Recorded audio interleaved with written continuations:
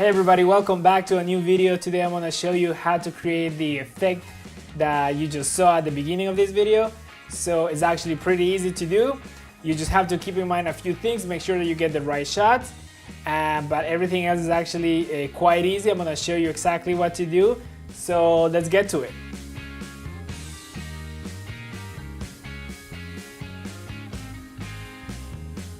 The first thing that you need to do is you need to get a few different shots. You're gonna get these shots using a tripod, so you need to mount your camera on a tripod. Without a tripod, this effect becomes way more complicated than it needs to be. The first shot that you need a clean plate. That means that you set up your shot, you start recording, and you let it run for a few seconds without nothing happening in the frame. No movement, no nothing. The second shot that you need is whoever's gonna be on camera pretending that they're gonna go through the door. The third shot is you holding the clothing that your talent was wearing on the first shot around the same height where that piece of clothing would be if your talent was wearing it right next to the door. You're gonna hold it there for a few seconds and then you're gonna let it drop. The next shot is basically the same shot as before, but with a different piece of clothing. If your talent is wearing a different piece of clothing, in this case it's the hat that my wife was wearing. So I was holding the hat at around the same height as if she was standing next to the door wearing that hat.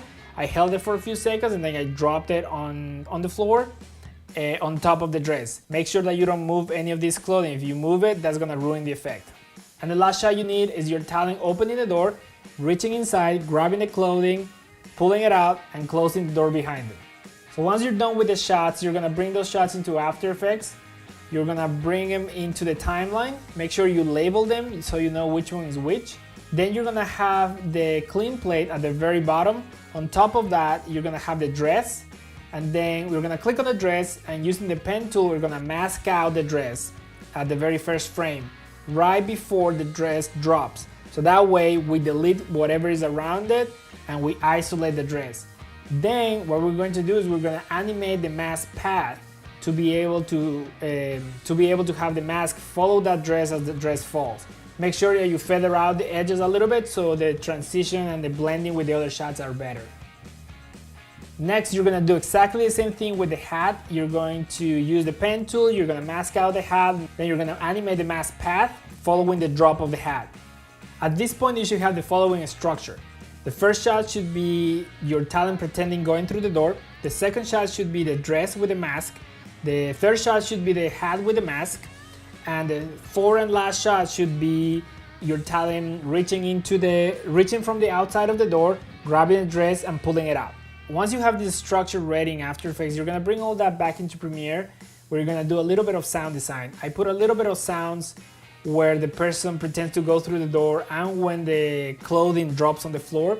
I feel like sound design really helps to sell visual effects. So anytime you create any kind of effect, if you add a little bit of sound design, it just sounds and it feels more natural and it helps to sell the effect in a more believable way.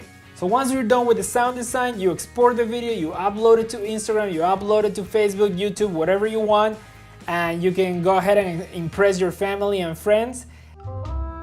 Coming!